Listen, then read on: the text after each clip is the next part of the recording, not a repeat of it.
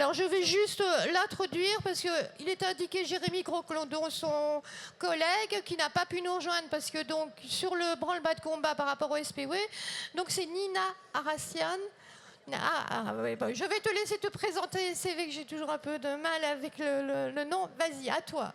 Très bien, Et j'invite merci. le panel d'orateurs, donc Benoît Muller, Joël Lambillotte et François Lorès, à nous rejoindre au plus vite. Allez, en musique, mesdames et messieurs, nos intervenants sur le plateau. Allez, ben non, on n'attend pas. Sans transition, je vous laisse lancer le débat. Alors, il nous manque encore Allons-y. François Lorès, que j'avais vu tantôt. Ben, je vous propose le temps. Installez-vous, messieurs, vous êtes chez vous, il y a des sièges, tout va bien. Et ben, je vous laisse lancer le débat. Même si on a un retardataire, on n'attend pas. Allez-y. Très bien, merci beaucoup. Donc, effectivement, je me présente Nina Asratian, experte en cybersécurité à l'Agence du numérique. Et en fait, Jérémy et moi, ensemble, on est les co-responsables du programme CyberWall by Digital Wallonia, qui est le programme et la stratégie de la cybersécurité de la région wallonne. Donc, effectivement, ce sont des temps intéressants et voilà, moi-même j'ai dû trouver un peu le temps pour venir effectivement pour ce super panel parce que la cybersécurité est plus importante que jamais. Donc à mes côtés, j'ai le plaisir donc d'avoir Benoît Muller de Idelux, Joël Lambillotte de IMIO. Et puis, il va arriver, je le vois qui arrive, François Lorès du BEP. Je propose de donner la possibilité à chacun de mes collègues ici de faire une petite présentation sur les initiatives de cybersécurité qu'ils ont chacun mis en place auprès de leurs institutions et de leurs entités. Et puis, ce sera l'opportunité aussi d'avoir une discussion et puis de prendre vos questions également. Donc, sans plus tarder, on va peut-être commencer avec Benoît pour Idelux. Donc, Benoît. Oui, merci. Donc, au niveau d'Idelux, il y a plusieurs outils qui sont à disposition des communes, mais pas uniquement. Il y a un outil et même un centre d'excellence en cybersécurité qui a été inauguré début d'année sur le parc d'activités économiques de Galaxia. Donc pour ceux qui ne connaissent pas, vous voyez l'Eurospace Center, c'est juste derrière. Là, dans ce parc, il y a vraiment un bâtiment qui a été construit avec le soutien de la Wallonie et du plan de relance. Dans ce bâtiment, il y a deux outils. Il y a un cyber-range. Donc un cyber-range, c'est quoi? C'est une espèce de salle de classe, résumé très brièvement, où les institutions peuvent venir créer un modèle de leur infrastructure et la tester. C'est aussi un local qui peut servir de salle de formation et de salle de classe. À côté de ça, il y a un autre outil qui est encore plus à la pointe ou plus complexe, c'est un distributeur de clés quantiques qui vise aussi la cryptographie et la cryptographie quantique. Donc ce sont des outils qui sont financés par la Wallonie dans le cadre du plan de relance. Donc ils sont mis gratuitement à disposition de tout acteur industriel, académique, économique et public. C'est-à-dire que si vous, demain, vous souhaitez venir tester la cybersécurité de votre organisme dans le CyberRange, vous pouvez venir faire des simulations dans cet outil qui est mis gratuitement à votre disposition. Et pour ce faire, j'ai mis les coordonnées de mon collègue qui s'en occupe. Donc ça, c'est le premier outil qui est mis à disposition par une de nos intercommunales. L'autre, qui est le slide suivant, c'est au niveau d'Idelux Projet Public. On a eu pour volonté de proposer des services et solutions à nos communes en externalisant les choses. Donc l'idée, c'est qu'on a créé une centrale d'achat pour que les communes puissent disposer de solutions et de services de cybersécurité. Le marché public a confié ça à la société Nexova, qui est elle aussi basée sur le parc d'activités de Transine, donc pas très loin du fameux centre d'excellence. Et donc, outre des solutions et des services pour outiller les communes, l'objectif c'était aussi de former et d'informer, parce que c'est là aussi qu'il y a un énorme enjeu. Donc on a fait, pour revenir sur la NIS 2, une séance d'info début janvier pour nos communes, pour voir justement qui est concerné ou pas, donc ce qui est toujours un petit peu flou. Donc je vois que François Kinard de la commune d'Aubonge est là et il était présent. Et on avait aussi, Nexova organise via ce contrat cadre des formations pour les pouvoirs publics en mars, avril, mai. Donc on a une formation justement pour les communes d'une journée complète sur la directive Nice 2. En avril, on va avoir une formation sur l'hygiène numérique. Donc ça, c'est vraiment d'actualité avec ce qui se passe au SPW. Donc, quelles sont les bonnes pratiques en termes de mots de passe, de protection des données, etc. Et en mai, il y aura une formation sur la sensibilisation au phishing avec des tests justement sur le cyberrange. Donc voilà, je vais pas rentrer plus dans le détail, mais donc il y a différents outils ouverts à différentes personnes. Et donc, je pense que ça vient très bien compléter ce que IMIO ou le BEP vient faire à l'échelle de la Wallonie ou de la province de Namur. Merci beaucoup et excellente transition pour passer à la suite. Je propose qu'on fasse les présentations et puis on passera aux questions après. Donc sans plus tarder, IMIO, Joël, s'il te plaît. Oui. Donc IMIO, voilà, c'est un projet de mutualisation qui existe depuis une quinzaine d'années maintenant, qui n'est plus vraiment un projet. Maintenant, beaucoup de pouvoirs locaux, parce qu'on a plus de 400 membres maintenant, utilisent nos applications. Mais c'est clair qu'on est aussi visé par tout ce qui est cybersécurité. Et donc, notre priorité, évidemment, d'abord, c'est de vous immuniser contre les attaques qui se produisent de plus en plus et de manière de plus en plus précise, violente, et qui détruisent de plus en plus, en tout cas tentent de détruire ou d'interrompre les services des pouvoirs locaux. Et donc, on a en interne une série de spécialistes maintenant qu'on a recrutés il y a quelque temps, pour vraiment avoir toutes les ressources et la capacité de faire face à ces attaques. Donc on a des mesures, je vais les expliquer un petit peu, qui vont justement vous aider de manière, je dirais, automatique et naturelle. D'abord pour protéger ces applications qu'on vous met en mode, ce que j'appelle sauvegarde et service à partir de notre cloud. Et alors il y a aussi évidemment l'accompagnement par rapport à Nice 2.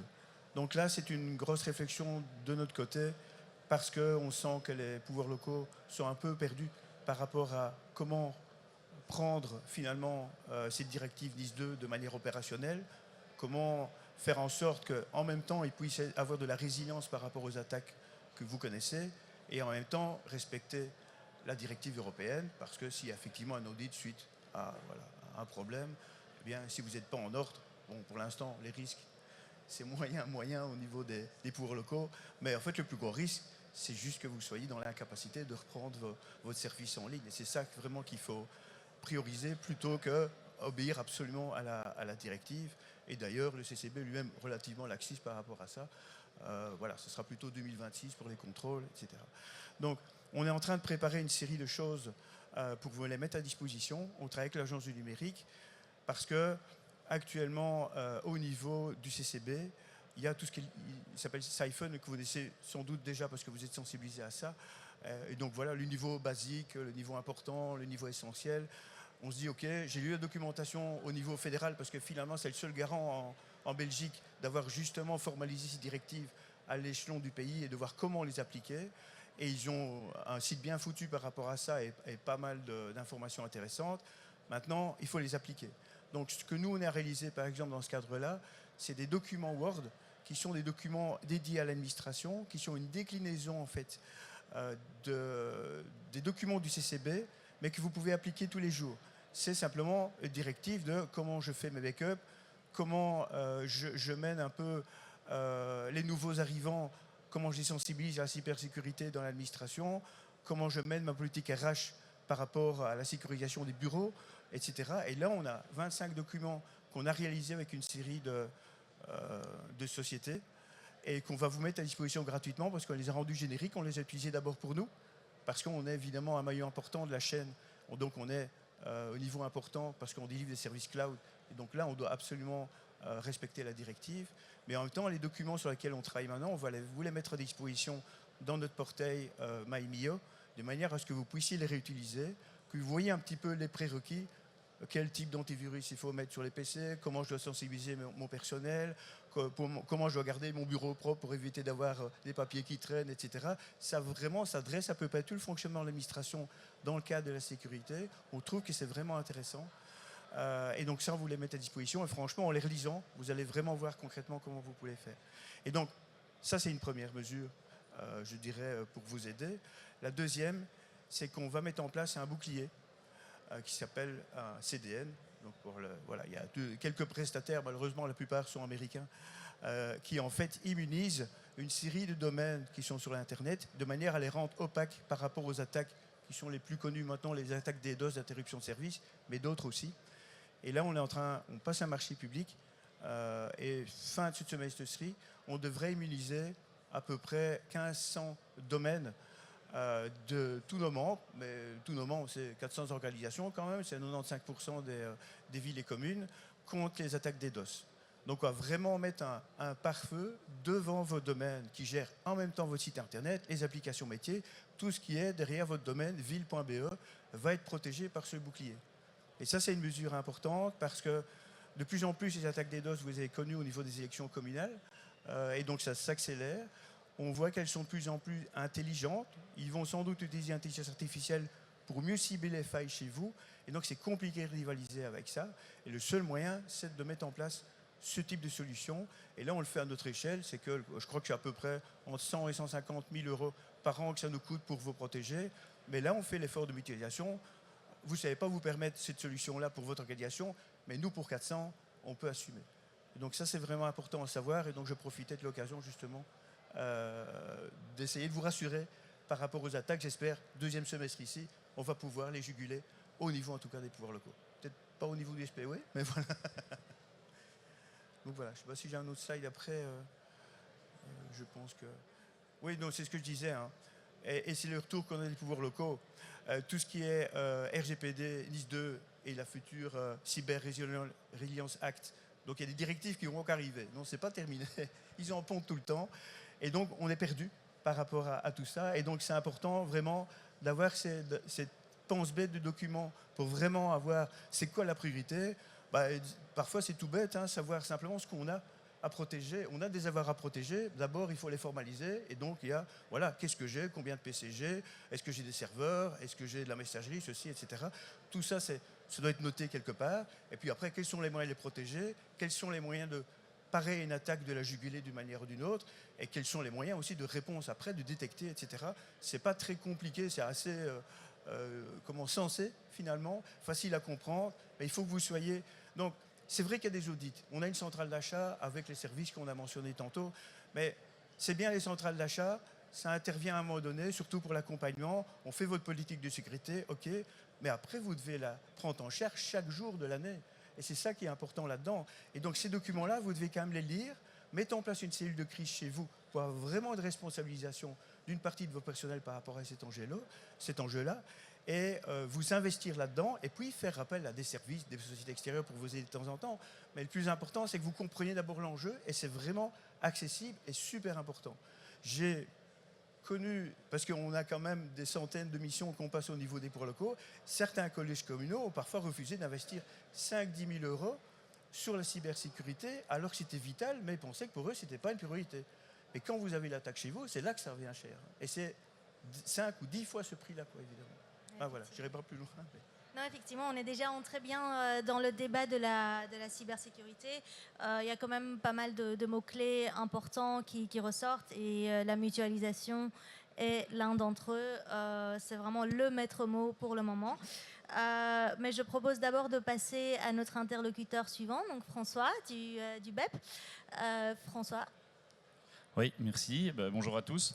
Oui, le mot mutualisation, je pense que c'est le terme que j'utilise le plus lorsque je parle du BEP et de ses services. Donc le BEP, c'est 38 communes sur l'ensemble du territoire de la province de Namur. Et mon job au BEP, c'est de mutualiser des outils, de mutualiser des compétences, de mutualiser des services en matière de Smart City, en matière de numérique. Au niveau cybersécurité, on s'est posé longtemps la question de savoir ce qu'on allait, s'il y avait une place à prendre à côté d'Imio, à côté de Cyberwall, à côté des autres niveaux de pouvoir qui soient régionaux et fédéraux. Et il nous semblait qu'il y avait une couche, la première couche finalement, qui n'était pas prise et pour lequel le BEP, vu la proximité qu'il avait avec l'ensemble de ses actionnaires, pouvait prendre cette couche-là. Et cette couche, d'abord la première, c'est la sensibilisation, c'est pouvoir sensibiliser les élus parce que alors peut-être que cette semaine-ci va nous permettre d'encore un peu plus enfoncer le clou, mais ça reste ça reste un gros enjeu de sensibiliser les communes au sujet, et des communes, je vous l'assure, et je vais vous expliquer comment je peux le voir, n'en sont toujours pas conscients du tout, notamment parce qu'elles disent bah, moi je suis trop petit, on viendra jamais m'attaquer. Et je fais écho à ce que l'on disait tout à l'heure, alors que justement, comme tu le disais tout à l'heure, mais pas encore pendant le débat, les cyberattaquants ont plutôt tendance à attaquer maintenant de plus en plus les petits parce que c'est plus facile et parce que ça rapporte plus vite quelque chose. Alors qu'est-ce qu'on a mis en place? On a mis en place une plateforme qui permet de coter l'apparence de sécurité des infrastructures. Ça reste juste sur l'apparence, donc c'est du security ranking. C'est juste, j'ai fait l'analogie tout à l'heure pour vulgariser les choses et je le fais avec les bourgmestres aussi. C'est juste comme si un voleur passait dans une rue, regardait l'ensemble des maisons, regardait les maisons les plus cossues, les moins cossues. Tiens, celle-ci, elle a l'air assez chic, il doit y avoir des sous derrière. Mais aussi regardait le nombre de portes, le nombre de fenêtres, si elles ont l'air fermées, si elles ont l'air ouvertes, si le portail a l'air fermé. On ne rentre pas à l'intérieur, donc on ne va pas voir s'il y a un chien derrière la porte. On ne va pas à l'intérieur pour voir s'il y a un coffre-fort avec un code là où les gens mettent leurs bijoux. Mais les voleurs, finalement, ils font ça et ils scannent de plus en plus, de manière globale, les infrastructures pour voir lesquelles sont les plus simples à pénétrer. Et ben, on fait la même chose, enfin on essaie de faire la même chose, on essaie de passer avant le voleur. Et tous les 3 mois, on donne un rapport à la commune pour dire voilà quelles sont les portes, quelles sont les fenêtres qui sont ouvertes ou qui paraissent ouvertes, qui paraissent fermées sur votre façade finalement. Et donc on a fait l'investissement d'une plateforme depuis 2 ans. On va renouveler ici dans les prochains mois sans doute pour 3 ans. Et c'est un vrai outil pédagogique parce que ça permet à chaque élu, si vous voyez sur le slide le petit là, tous les petits points, c'est une commune de la province de Namur. Et donc vous avez en abscisse le nombre de portes, donc la surface d'attaque, et en ordonnée la cotation qu'on leur donne. Donc plus vous êtes à droite, plus vous êtes gros, plus vous êtes en bas, plus vous êtes mauvais et moins bien protégé, plus vous êtes en haut, plus vous êtes bien protégé. Et tout le but, c'est d'être, par rapport à ce troupeau, de ne pas être à la traîne. Et vous voyez, il y a quand même des petits points rouges. Ces petits points rouges-là, je ne citerai pas les communes, évidemment. C'est les proies les plus faciles. Alors, c'est peut-être pas les plus cossues, hein, on voit, c'est plutôt des petites. Mais ça n'empêche que celles-là concentrent un grand nombre de portes. Et pour vous donner une idée, pour ne pas vous faire peur, mais ce matin, j'étais voir, il y avait 1000 portes, donc 1000 CVE, qui n'étaient pas fermées sur l'ensemble des 38 communes. Alors, il y a un peu plus que les communes, parce qu'il y a la province, il y a le BEP, mais sur les quarantaines de structures qui sont analysées. Donc tout l'enjeu, c'est de conscientiser. J'étais à Andenne la semaine dernière, montrer ça au bourgmestre, je lui ai montré quel était son point. Ça parle, quoi, parce que c'est pas le point du haut, quoi. Bon, c'est pas le point du bas non plus, mais ça parle et voilà, ça concrétise quand même comment il se situe, comment ses efforts, parce qu'ils ont quand même une équipe IT, se situent par rapport aux autres. Et en termes de pédagogie, je pense que c'est très important. Tu le disais tout à l'heure, l'enjeu aussi, c'est de ne pas s'arrêter à un diagnostic, à un jour, à un temps donné. Et donc cet outil-là, il est mis à jour tout le temps. On vient de se faire attaquer. Non, non, bon, ça va. Ça marche encore là derrière. C'est une bête panne, bon, tant mieux. Donc cet outil se met à jour. Donc quand un informaticien patch des CVE, la cote augmente. Et puis de toute façon, tous les 3 mois, l'outil repasse dessus et réactualise l'ensemble des codes. Donc ça permet de garder l'ensemble des agents techniques, des bourgmestres en éveil par rapport à cette thématique qui est essentielle. On était bien conscient en mettant ça en place que ça n'allait pas suffire de conscientiser et que plein de communes n'avaient pas les moyens ou les compétences ou le temps, parce que alors j'ai vu quelques équipes IT de communes, leur temps est plus que compté lorsqu'ils bossent à la commune. Et donc on a mis en place, dans le cadre d'une centrale de marché, un pool d'heures de prestataires spécialisés en matière de cybersécurité que les communes peuvent venir dans lequel les communes peuvent venir piocher pour tous les 3 mois ou quand ils le souhaitent, prendre le rapport. Donc ils sont habitués à lire le rapport, prendre le rapport et effectuer les actions pour sécuriser de manière apparente, encore une fois, l'ensemble des infrastructures. Pour tout le reste, pour tout ce qu'il y a derrière la façade, etc., il y a d'autres outils. On n'intervient pas lorsqu'il y a comme il y a jamais sur 100 pour le moment, lorsqu'il y a une attaque. On est bien sur la partie immergée, si vous voulez, de l'iceberg. C'est là que je ne vois plus, mais là ça existe encore. La deuxième chose que l'on fait, c'est on met en place un outil PIX. Donc encore une fois, on mutualise pour l'ensemble des communes qui le souhaitent, un outil PIX qui permet de diagnostiquer quelles sont les compétences en matière de numérique dans une collectivité locale. Et on l'utilise pour scanner, encore une fois, pour scanner l'ensemble des compétences de tous les agents sur différentes thématiques, que ce soit la bureautique, que ce soit l'utilisation du cloud, ce genre de choses. Mais on l'utilise aussi pour la cybersécurité, ce qui permet d'identifier au sein d'une dizaine, de centaines de personnes au sein d'une administration, quelles sont les personnes qui ont le plus besoin d'accompagnement sur une thématique particulière. Et on peut être, enfin on l'a déjà fait pour 4 communes, plus le BEP, plus une autre structure. On est souvent surpris de voir quelles sont les compétences de personnes où on a l'impression qu'ils sont super bons en numérique parce que, je ne vais pas citer la personne, mais je peux citer le département. En urbanisme, ils utilisent un SIG tous les jours. On a l'impression qu'ils jonglent avec le numérique, mais derrière, ils n'ont pas les bons réflexes en matière de cybersécurité ou ils ne savent pas réserver une salle de réunion sur Outlook, par exemple. Ça arrive, c'est des cas qu'on a constatés. Et donc, derrière ce diagnostic, on peut, derrière, et on mutualise des formations pour permettre à ces agents de récupérer un niveau de base suffisante en matière de cybersécurité ou par rapport aux autres compétences qui ont été analysées. Parce qu'on ne le dit pas, enfin je ne l'ai pas encore entendu, mais on parle des CVE, des failles, etc. Mais la plus grosse faille dans les infrastructures, ça reste le personnel le personnel et les élus. Je ne sais pas s'il y en a, j'en ai vu tout à l'heure. Les élus qui sont une des portes d'entrée privilégiées. Il y avait une étude en France de la Banque des Territoires qui montrait ça, notamment que les élus étaient une des failles principales, notamment par leurs mails, parce qu'ils ont des centaines de mails et qu'ils font un peu moins attention aux centaines de mails qu'ils reçoivent par rapport à un agent qui en reçoit peut-être des dizaines sur une journée.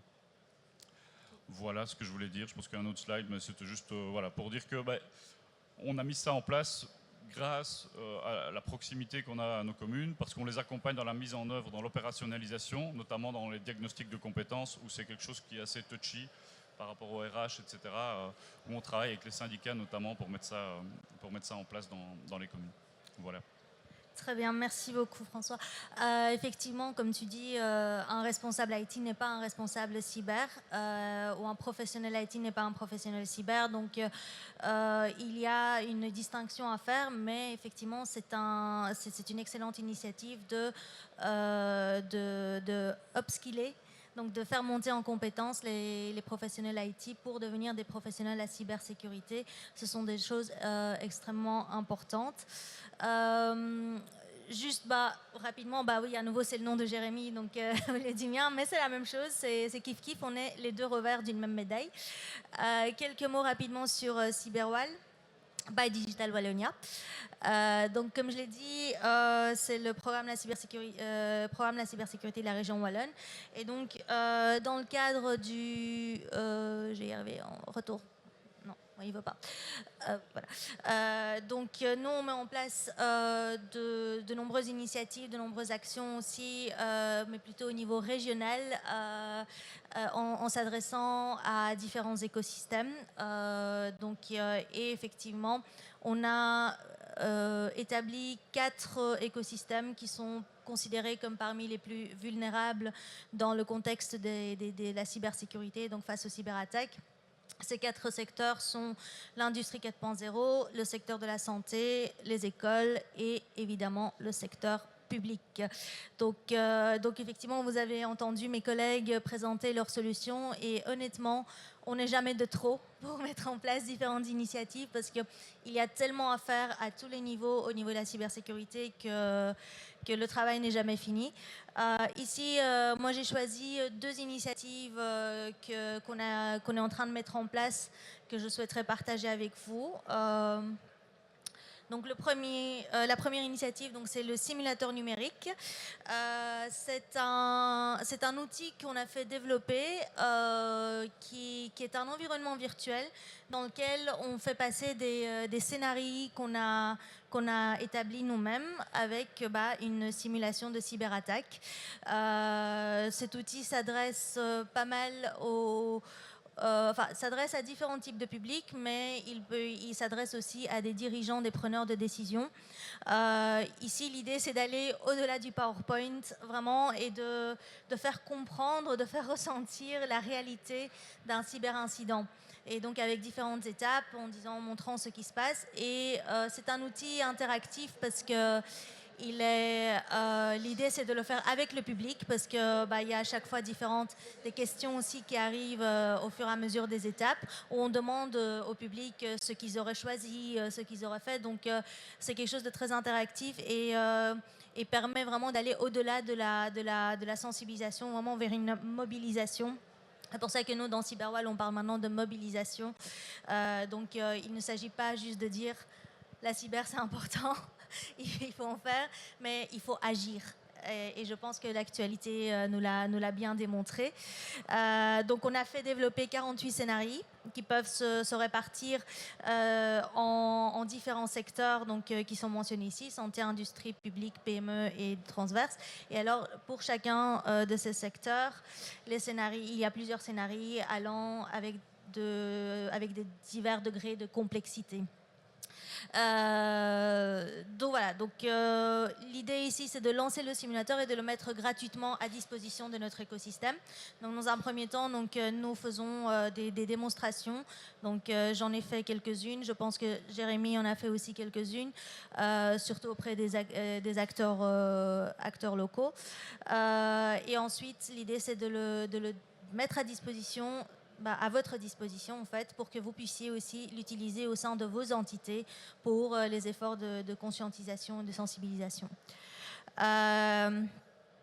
Deuxième initiative qui est vraiment à l'ordre du jour au niveau de l'actualité, c'est la mise en place d'une Cyber Response Team. Donc la Cyber Response Team, qu'est-ce que c'est? C'est un peu une équipe de pompiers de la cybersécurité.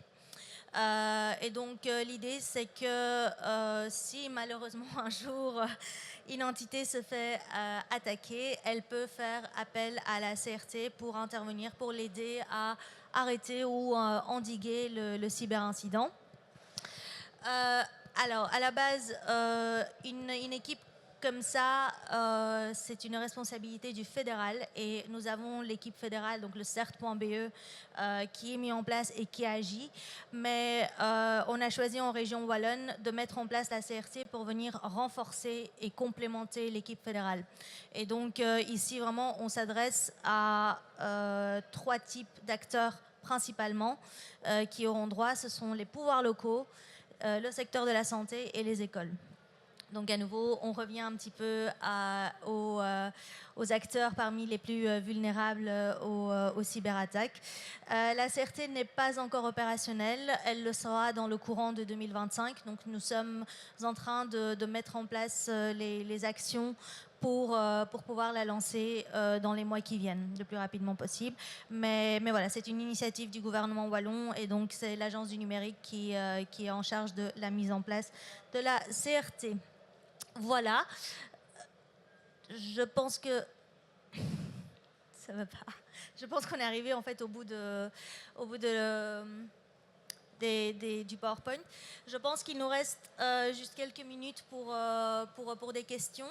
Je ne sais pas si dans le public vous avez des questions pour nos interlocuteurs par rapport à leur présentation, à ce qu'ils ont dit. Non. Pendant que vous réfléchissez, moi j'en ai une pour mes 3 collègues ici. Vous êtes tous les 3 extrêmement impliqués auprès de vos communes, donc de vos membres. Et ma question c'est, vous avez démarré ce travail de cybersécurité. Vous avez dû faire face à des challenges au début. Et donc, selon vous, quels sont les challenges que vous avez rencontrés au début et quels sont les challenges que vous rencontrez maintenant? Comment vous voyez la suite des choses? Qui a envie de commencer? C'est pas une question piège, c'est juste une interrogation.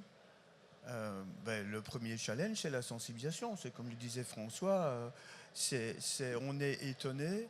Donc on n'a pas cette culture du niveau du risque en Wallonie, on l'a déjà dit. Voilà. Les pays du Nord l'ont plus que les pays du Sud. Et c'est ça l'enjeu en fait qu'il faut outrepasser.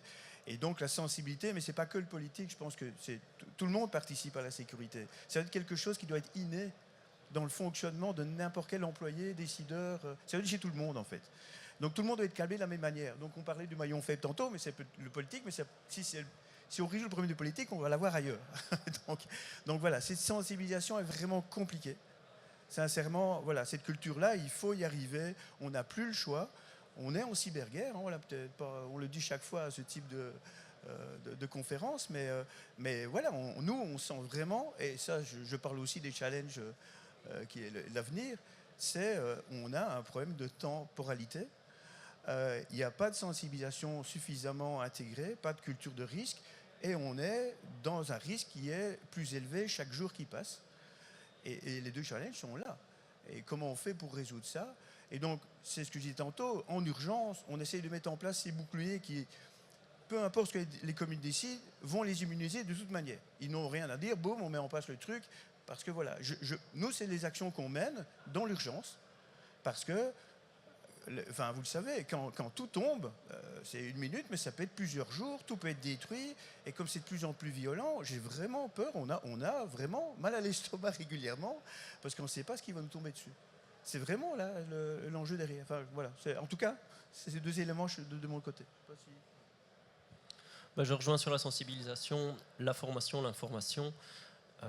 Ici, on l'a vu à notre niveau quand on a utilisé le même outil que François pour le scanning. On a vu des points rouges qui restaient rouges et qui sont restés rouges pendant très longtemps et qui n'ont pas bougé. Malgré qu'on se soit déplacé, qu'on ait fait une information spécifique vers la commune en question ou les communes en question. Donc il y a toujours ce degré de prise en main de la thématique cyber, d'y allouer des budgets au-delà, j'entendais parler d'Isabelle de droit de tirage, etc., ou d'incitants financiers qui pourraient arriver.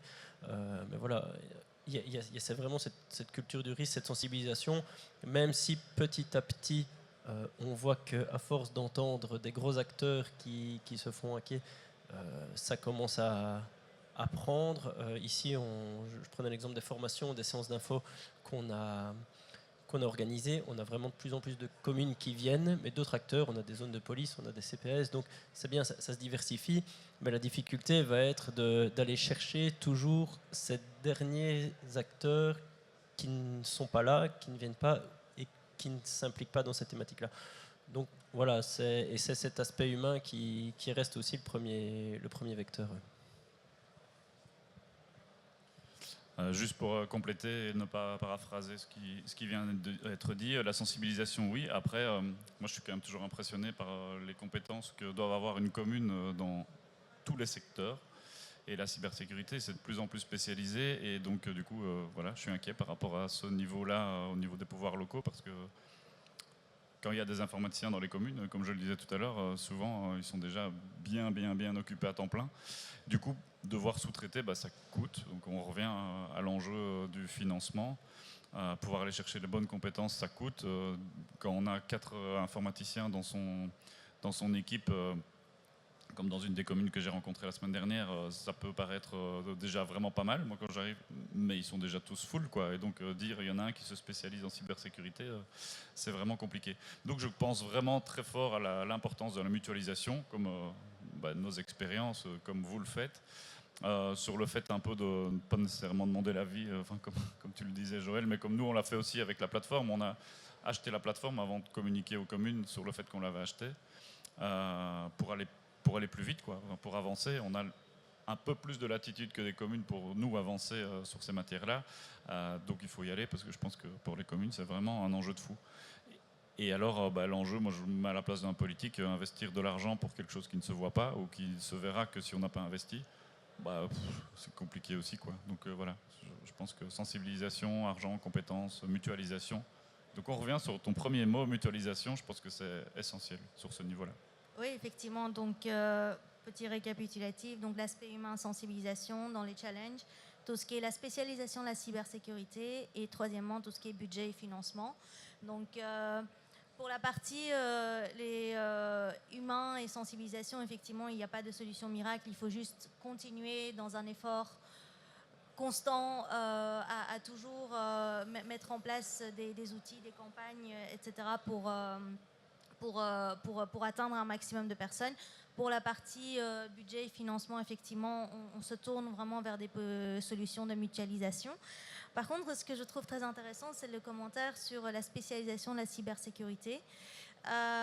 Effectivement, après, je dirais, je me permets de répondre et n'hésite pas aussi à répondre à ce que je dirais. La cybersécurité, c'est un avantage et un inconvénient pour la spécialisation. Ça reste quand même un sujet extrêmement transversal, donc qui touche à de nombreux secteurs. Donc la cybersécurité en elle-même, ça peut devenir très technique très vite, mais quand on parle de cybersécurité appliquée aux autres secteurs, je dirais quand même qu'il y a des bases communes en fait. Certes, chaque acteur est différent, mais voilà, donc Joël, je pense que c'est toi qui mentionnais le Cyber Fundamentals tout à l'heure. Donc au fédéral, ils ont mis en place un framework, le Cyber Fundamentals. Ça permet un petit peu de justement tacler ces bases communes. Et le Cyphon, c'est un framework qui est en 4 niveaux. Et l'idée, c'est de pouvoir appliquer différentes mesures et différents contrôles pour pouvoir se cybersécuriser. Et je pense que j'utiliserais vraiment bien le mot de parcours de cybersécurisation pour nos communes, donc nos pouvoirs locaux, pour ça. Mais je ne sais pas si vous êtes d'accord avec ce que je dis, donc n'hésitez pas à intervenir par rapport à ça. Non ? Okay. Moi, je suis d'accord, c'est toi la spécialiste en plus. Moi, je suis un spécialiste en mutualisation d'outils, mais pas nécessairement de cybersécurité. Mais donc, je te rejoins, et je pense que c'est pour ça aussi que l'outil qu'on a mis en place, il est simple. Ouais, je le montre, mais il n'est pas là. Il est simple parce que, effectivement, comme tu le dis, la cybersécurité, c'est une affaire de spécialistes. Parfois, mais c'est d'abord l'affaire de tous. Et les outils de phishing, etc., le montrent bien.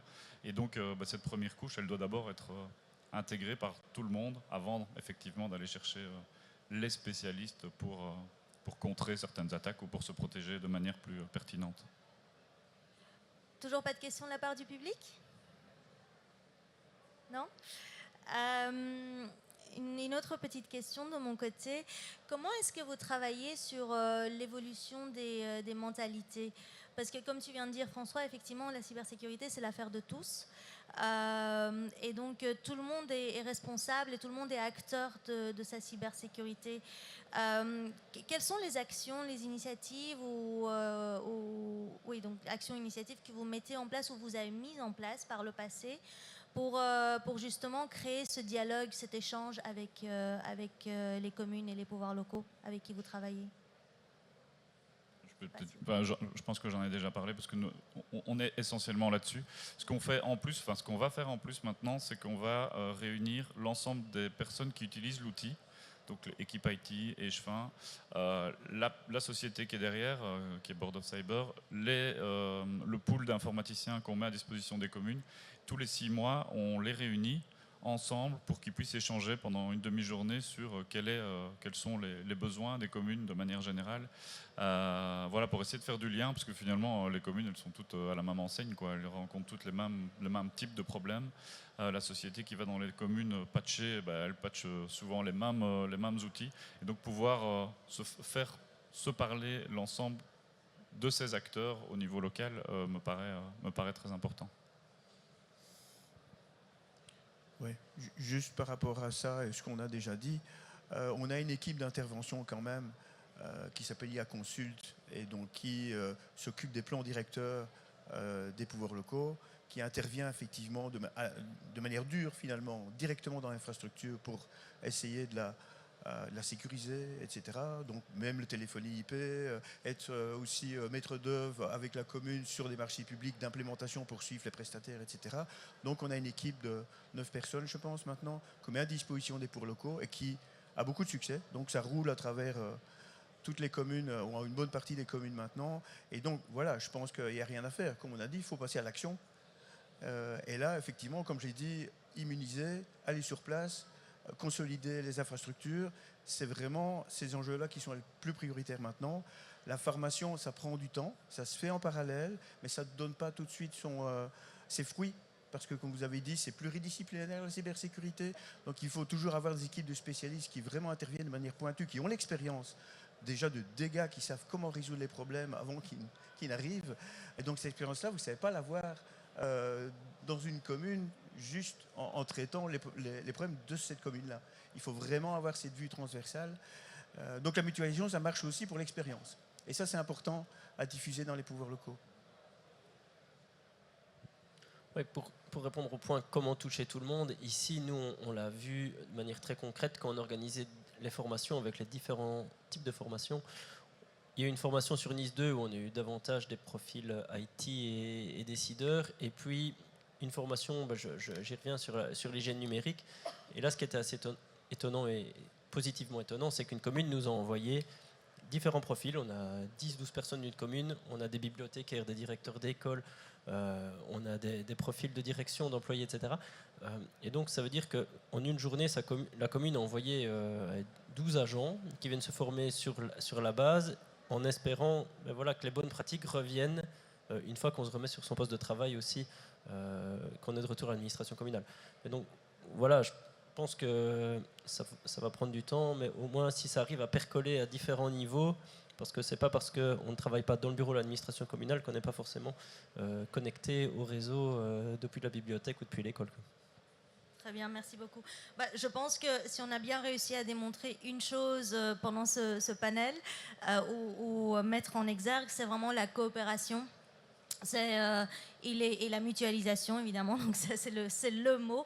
Mais la coopération est d'autant plus importante parce qu'effectivement, quand on travaille pour la cybersécurisation, donc pour la cybersécurité, on ne peut plus être seul dans son coin et on a besoin d'aide, de soutien. Et il y a différents acteurs, comme vous pouvez le voir, à différents niveaux qui œuvrent justement en ce sens.